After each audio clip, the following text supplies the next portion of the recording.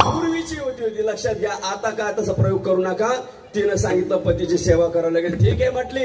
उद्या दिवस मावळायच्या आत त्या ठिकाणी सकाळी सकाळी 5 वाजता भगवान शिवशंकराच्या मंदिरामध्ये जा. पहिला पुरुष जो दिसेल त्याची सेवा कर असं सांगितल्यानंतर म्हटली ठीक आहे. त्या ठिकाणी 4 वाजता त्या शांडिलीने आंघोळ केली. भगवान शिवशंकराच्या मंदिरामध्ये गेली. बाहेर येणार एवढ्यामध्ये कुष्ठरोगी असणारा भिकारी भीक मागण्याकरता भगवंताच्या दारामध्ये आला होता. तिने पाहिलं. आपल्या बहिणीचे शब्द आठवले. बहिणीने सांगितलं होतं पहिला पुरुष जो असं सांगतात वरमाला घातली. शेवटी ठेविली अनंते तैशीशी राहावे चित्ते असू द्यावे समाधान जशी माझ्या भगवंताची इच्छा असेल. पाठीमध्ये घेतलं त्या कुष्ठरोग्याला. पती म्हणून सेवा करू लागली. रोज त्या मंदिरामध्ये आणायचं सेवा करायची. एक वेळेस नेत असताना असं सांगतात की एका साधूला धक्का लागला. आता साधू हे क्रोधिष्ठ असतात. धक्का लागल्याबरोबर सूळ पोटाला लागला. साधूने शाप दिला. ए शांडिल्या अगं ज्याच्यासाठी तू सेवा करतेस ना मला त्रास झालाय. माझी तपश्चर्या भंग पडले. तो तुझा असणारा पती उद्या सूर्य मावळायच्या आत सूर्य उगवायच्या आत मरण पावेल. त्या ठिकाणी शाप दिला. घरी गेली आणि सांगितलं सूर्य उगवल्यानंतर ना ठीक आहे म्हणले सूर्यालाच उगू देत नाही. असं सांगतात की 2-3 महिने त्या शांडिलीने सूर्याला उगवू दिलं नाही. अनेक देवांनी हात जोडले. हे शांडिल्या अगं हाहाकार माजलाय पृथ्वीवर. सूर्याला उगू दे सूर्याला उगू दे. तिने सांगितले उगवू देते सूर्याला पण तू माझी एक अट आहे. माझ्या पतीचं मरण मला परत पाहिजे. स्वतःच्या पतीचं मरण मागून घेतलं आणि नंतर सूर्याला त्या ठिकाणी परवानगी दिली. आस्ताला जाणारा सूर्य धरता येणं अवघड आहे परंतु धरून दाखवला. विठ्ठल विठ्ठल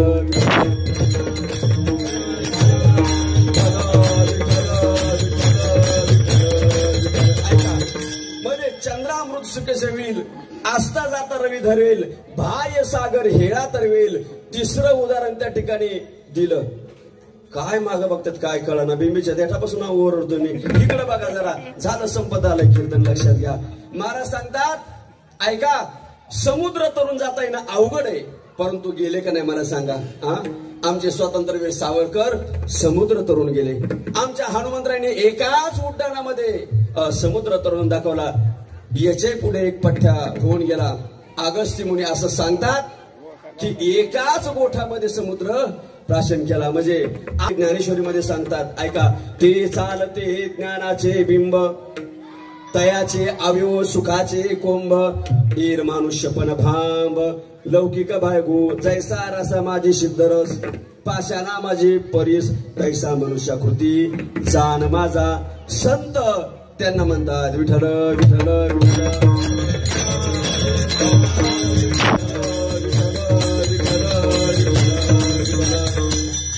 साध्या शब्दामध्ये सांगायचं झालं तर संत म्हणायचं कोणाला तर ज्यांच्या जीवनामध्ये केवळ आणि केवळ निर्भयता आहे.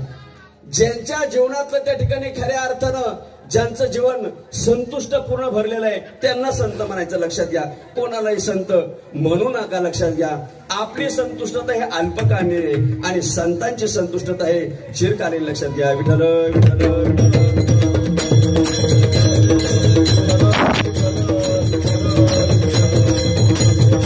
आपली संतुष्टता ही मिनिटाला क्षणाला त्या ठिकाणी काय होत असते बदलत असते. त्या ठिकाणी जन्माष्टमीचं कीर्तन आहे. कृष्णा महाराजांचं कीर्तन आहे आणि एका आज्यानं त्या ठिकाणी मुलाला बरोबर घेतलं. मुलाला बरोबर घेतल्यानंतर पंक्तीला आजा बसलाय. हे सुंदर असे मोतीचूर लाडू त्या ठिकाणी पंक्तीला होतं. अगदी ओठावर टाकल्याबरोबर ओठानं खावा एवढा मऊ त्या ठिकाणी लाडू होता. पोरानं खिशात ठेवत असणारा ताटातला लाडू घेतला खिशामध्ये टाकला. आपली संतुष्टता अल्पकालीन कशी याकरता मला सांगायचंय. आता लाडू त्या ठिकाणी खिशामध्ये टाकला. 9 ते 11चं कीर्तन आहे. जाता जाता पोरानं लाडू आज्याला दाखवला. आजोबा घ्या ना लाडू. आजोबाने सांगितलं हे गप चल कीर्तनाला. ते पोरग मुकटेनं आजोबांबरोबर कीर्तना गेलं. कीर्तनाला गेल्यानंतर पुन्हा आजोबांना त्या ठिकाणी काय झालं 1-1.5 तासानं कीर्तन रंगाला आलंय. पुन्हा त्या पोरानं खिशातला लाडू काढला. आजोबा घ्या ना लाडू. पुन्हा त्या ठिकाणी आजोबाने हातावर हाटलं. एक कारट्या गप गप म्हणल्याबरोबर त्याने पुन्हा खिशामध्ये लाडू टाकला. दुसऱ्या दिवशी अगदी 9, 9:30, 10 वाजले. आजोबांची पूजा झाली. पूजा झाल्यानंतर सुद्धा सुनबाईने काही चहा दिला नाही, नाश्ता आला नाही, कामाच्या ओघामध्ये नाश्ता आला नाही. तोपर्यंत आजोबाच्या पोटातले कावळे ओरडून ओरडून मेले होते. लक्षात घ्या. आता पळत पळत ते पोरग आला नाही आणि पुन्हा असणारा लाडू समोर घेतला आणि ते लाडूचा मुडदा पाडला. आता माझा तुम्हाला प्रश्न आहे बसलेले, मला सांगा, रात्री कीर्तन जेवण झाल्यानंतर, पंगत झाल्यानंतर, कीर्तनामध्ये बसल्यानंतर त्या मुलानं लाडू काढल्यानंतर आजोबांच्या मनामध्ये त्या लाडू बद्दल जी संतुष्टता रात्री कीर्तनामध्ये होती, ती संतुष्टता दुसऱ्या दिवशी देवपूजा झाल्यानंतर होती का? तुमचं काय मत आहे? लक्षात घ्या. ती संतुष्टता राहिली नाही. तुमची आमची संतुष्टता ही अल्पकालीन आहे. तुमची आमची संतुष्टता ही चिरकालीन नाही. पण संताची संतुष्टता कशी आहे? मला सांगतात, धन्य जगी तोची घारीरंगी नाचे, रामकृष्ण वासुदेव सदा स्मरेवाचे, विषयी विरक्ती जया नाही आपपर, संतुष्ट सर्वदा स्वहे वापक निश्चर. गीतेने सुद्धा सांगितलं, संतुष्ट सततम योगी यतात्मा दृढनिश्चय, मय्यर्पित मनोबुद्धिर मद्भक्तस्य मे प्रियः. विठ्ठल विठ्ठल विठ्ठल.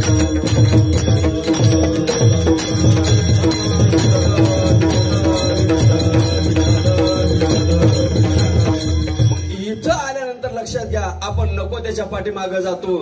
मला संत म्हणा, मला संत म्हणा. शेवटी लक्षात घ्या, अपेक्षा भंग होतो. अनेक स्वतःला संत मानणारे आता जेलमध्ये. लक्षात घ्या. म्हणून नको त्याच्या पाठीमागं जाऊ नका. कोणालाही संत आपल्या जीवनामध्ये म्हणू नका. लक्षात घ्या.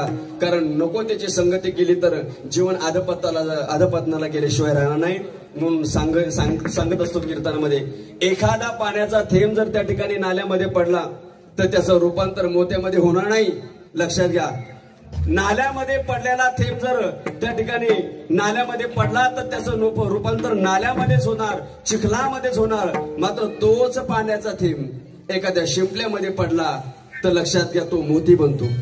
तोच पाण्याचा थेंब जर एखाद्या तव्यावर पडला तर त्याचं अस्तित्व नष्ट होतं. मात्र तोच पाण्याचा थेंब एखाद्या नागाच्या तोंडामध्ये पडला तर त्याचं विष बनतं. म्हणून इथं आल्यानंतर नको त्याच्या संगतीमध्ये गेलात तर जीवन बर्बाद झाल्याशिवाय राहणार नाही. म्हणून मला सांगतात, नको दुर्जनांचा संग, तेने चित्ता होईल भंग. विठ्ठल विठ्ठल विठ्ठल.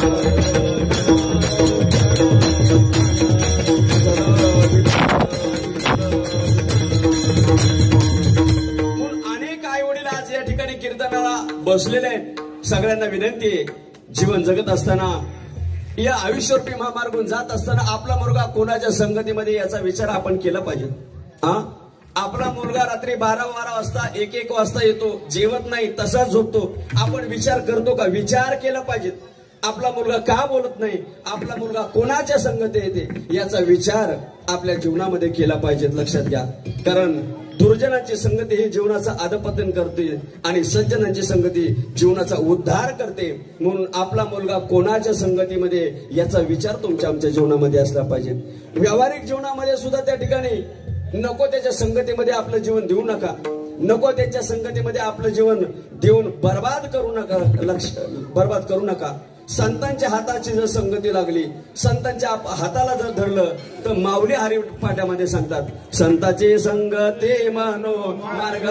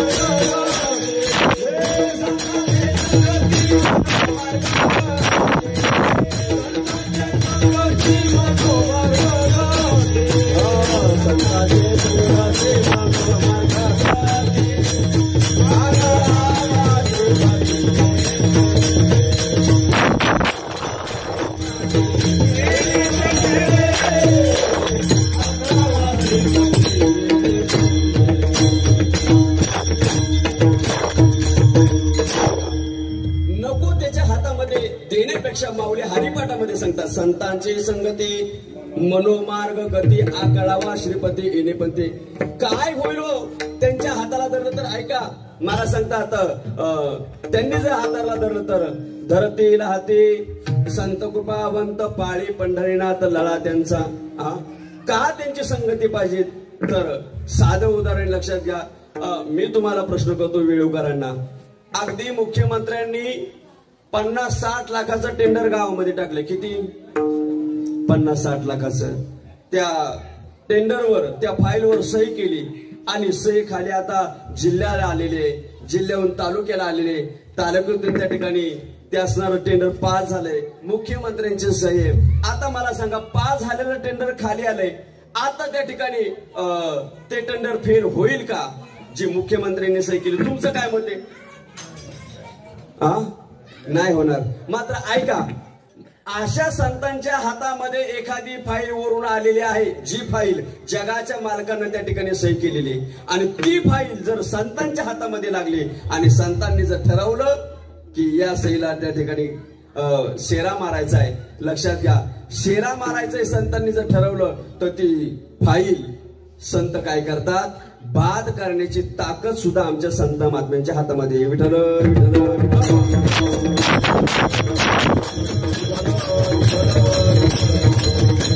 ताकद त्यांच्या हातामध्ये, लक्षात घ्या. एवढंच नाही तर आमच्या गुरुजी नेहमी कीर्तनामध्ये सांगतात, एखाद्या भक्ताचा जर उद्धार करायचा असेल तर आमचा जगाचा मालक संतांकडे काकुलतीनं पाहतो. संतांनी जर इशारा दिला हा उद्धार करा, तर आमचा जगाचा मालक उद्धार करतो. एवढी व्हील पॉवर कोणामध्ये? आमच्या संत महात्म्यांमध्ये. विठ्ठल विठ्ठल.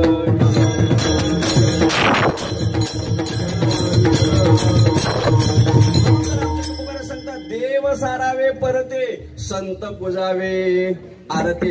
एक वेळेस देवाची पूजा करू नका, परंतु संतांची पूजा आपल्या जीवनामध्ये केली पाहिजे. का केली पाहिजे?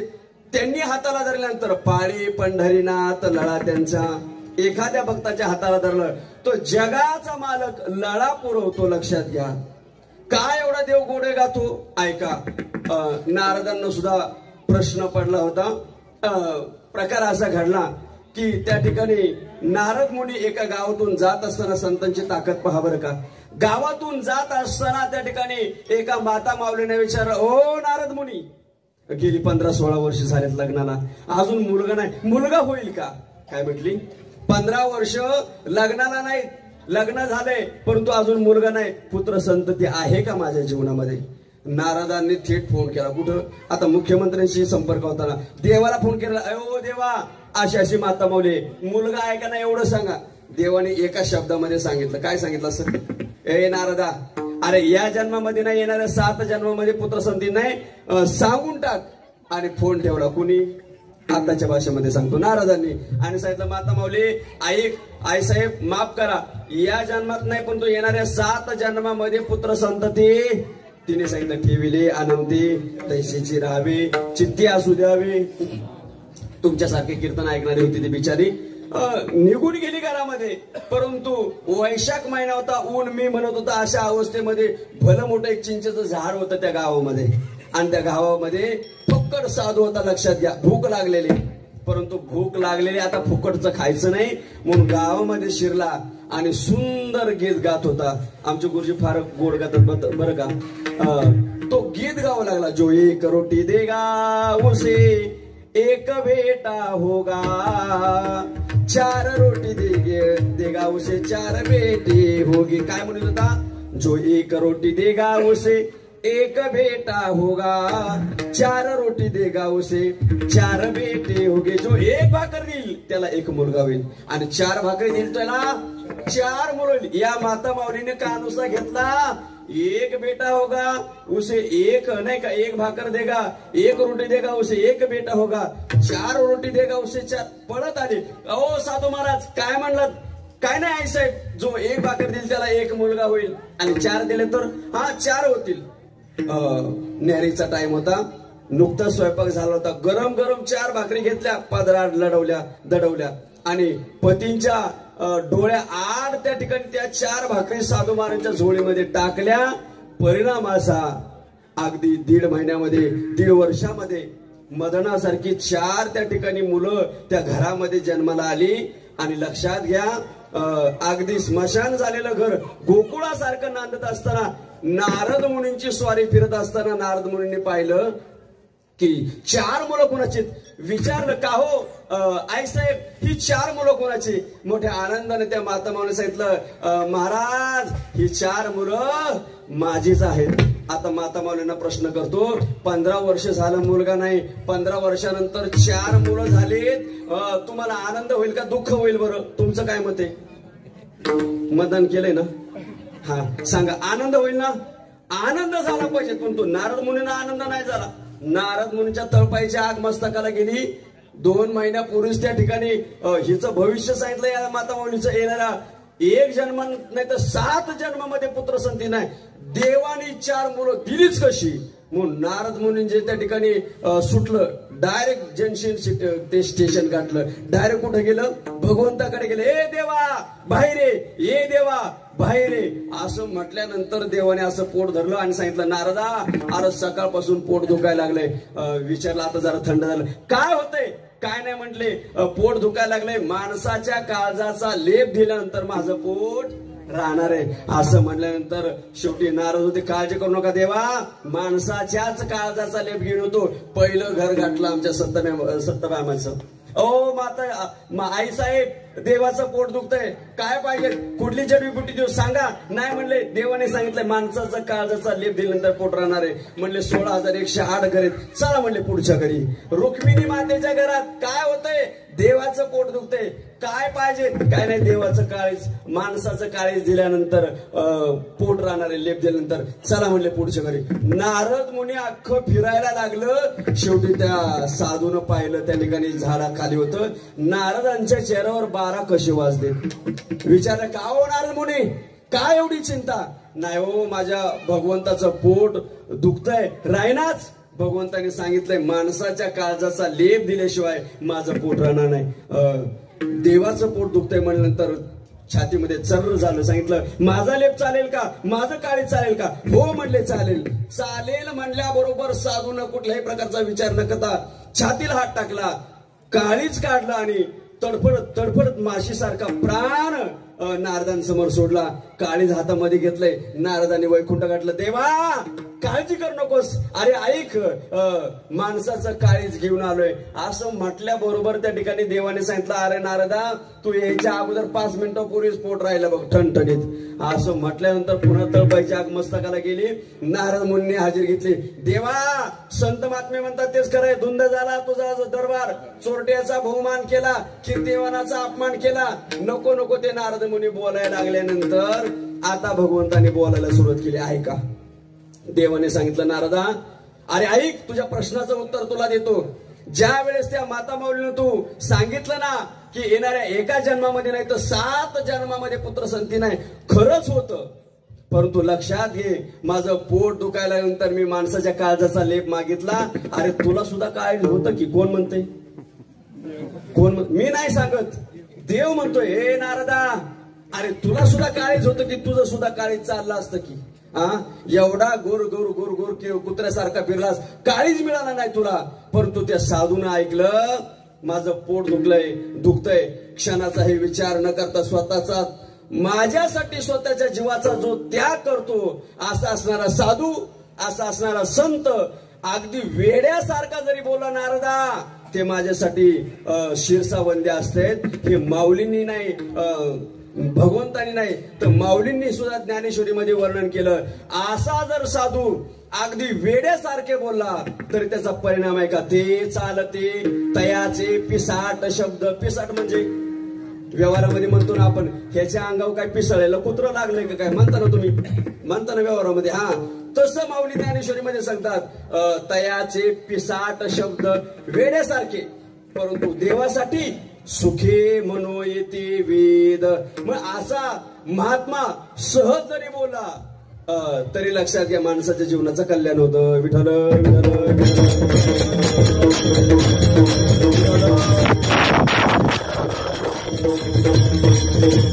लक्षात घ्या. मग हे संत शोधायचे कसं? म्हणून कोणालाही संत म्हणू नका मला याच्याकरता सांगायचंय. माऊलींनी ही ज्ञानेश्वरीमध्ये सांगितलं, चातुर्य लपवी महत्व हरवी पिसे पण मिरवी जगा माझे. गुरुजी आमचे सांगतात की आळंदी सारख्या ठिकाणी एक वेडा आहे ऐका, आणि एक साधू सुद्धा आहे, एक संत सुद्धा आहे, परंतु दोघातला फरक नाही कळणार.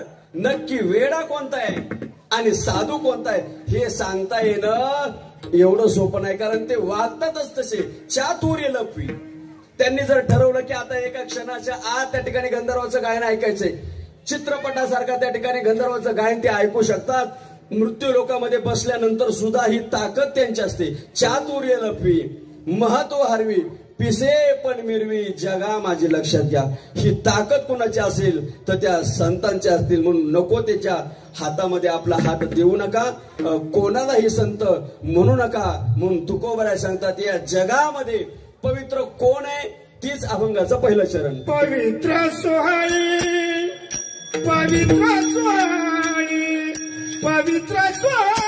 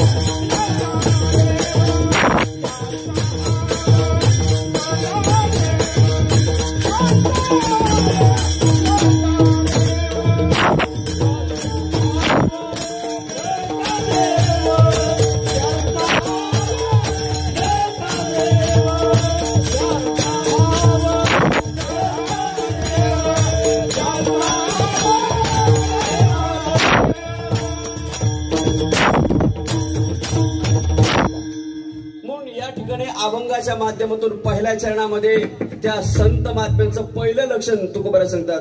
पवित्र सोहळी एकतेची भूमंडळी, ते या जगामध्ये पवित्र आहेत. लक्षात घ्या, हा पवित्र अनेक गोष्टी आहेत. सोनं पवित्र आहे, लक्षात घ्या, साखर पवित्र आहे, कापूर पवित्र आहे. पण या तिन्हीचा जरी विचार केला तर लक्षात घ्या, सोनं जरी पवित्र असलं, लोखंड जरी पवित्र असलं तरी लक्षात घ्या संत हे संतच आहेत. लक्षात घ्या, म्हणून तुकोबराय सांगतात, या जगाचा विचार केला तर जीवाचा उद्धार करण्याची ताकद जेवढी संतांमध्ये तेवढी कापरामध्ये नाही. जेवढी सोन्यामध्ये आहे पवित्रता तेवढी आमच्या संतांमध्ये ताकद आहे. लक्षात घ्या, म्हणून इथं आल्यानंतर केवळ एकच वर्ग असा आहे की जगाचा उद्धाराचा विचार आपल्या मनामध्ये ठेवून या ठिकाणी जगतो आणि येतो. येथे उपकारासाठी आले घरजा वैकुंठी, नाही का?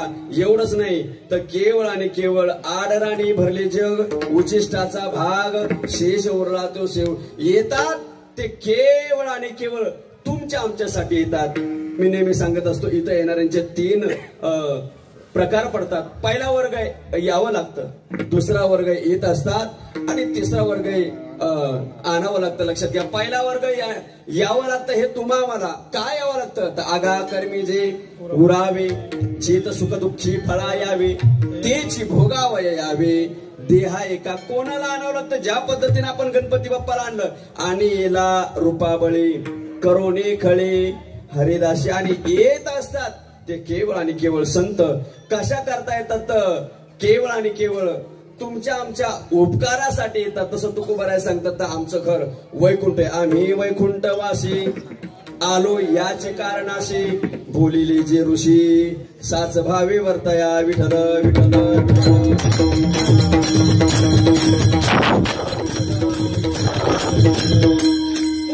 काहो महाराज. अजून संतांची काय लक्षण आहेत तर दुसरं लक्षण महाराज अभंगाच्या दुसऱ्या चरणात सांगतात.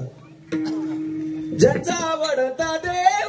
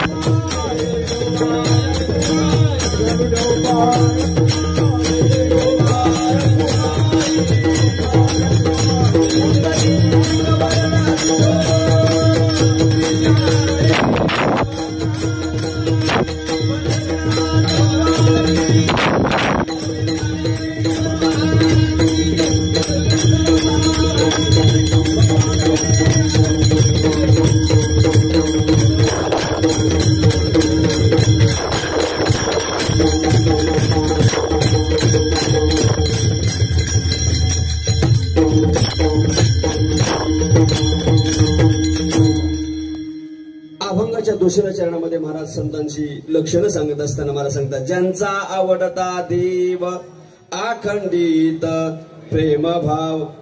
आयुष्यामध्ये त्यांच्या जीवनामध्ये केवळ आणि केवळ देवच आवडतो. एवढंच नाही तर देवाविना काही आता बोलण्याची नाही. देवाशिवाय दुसरं काहीही बोलत नाही, लक्षात घ्या.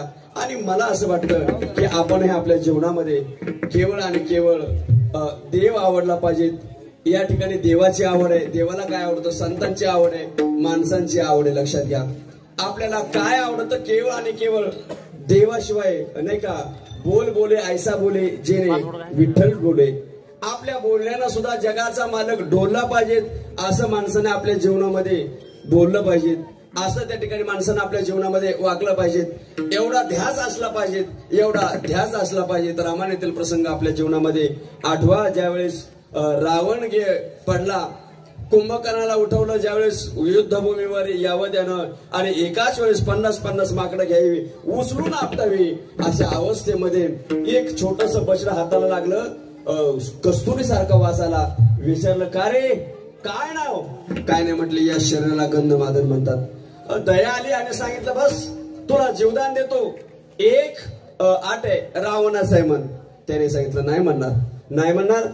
बघ कर पक्षामध्ये प्रवेश नाही का आताच्या भाषेमध्ये.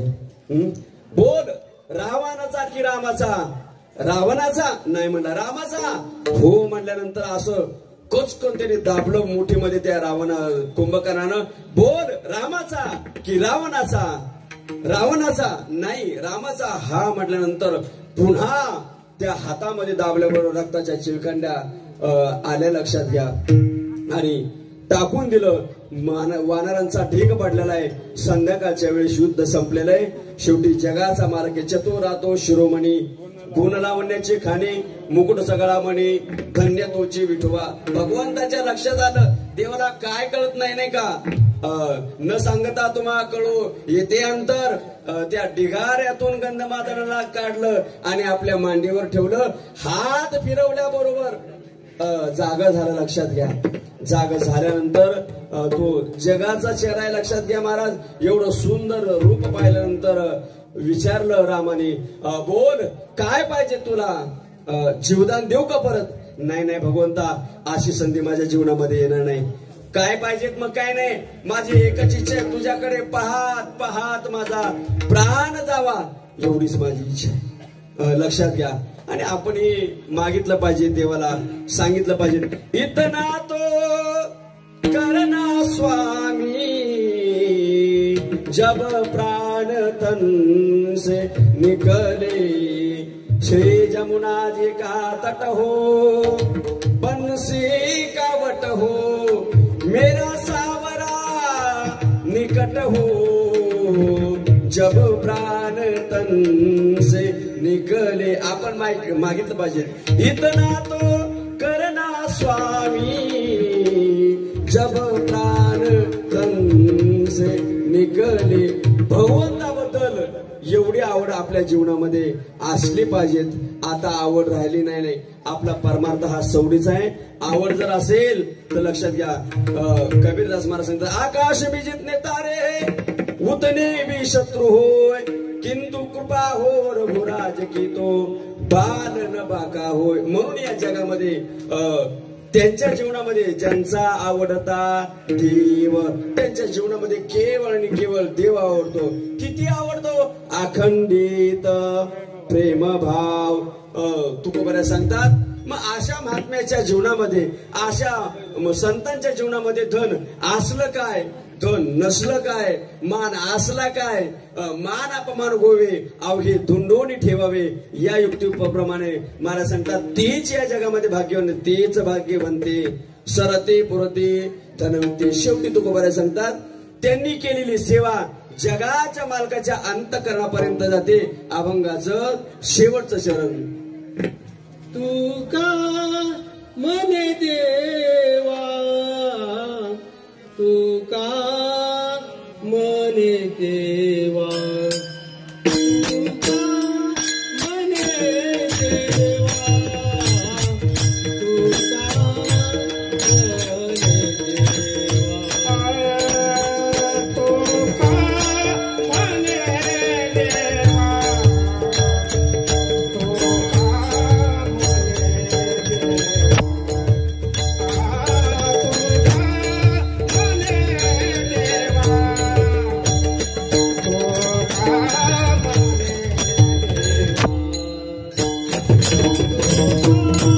Thank you.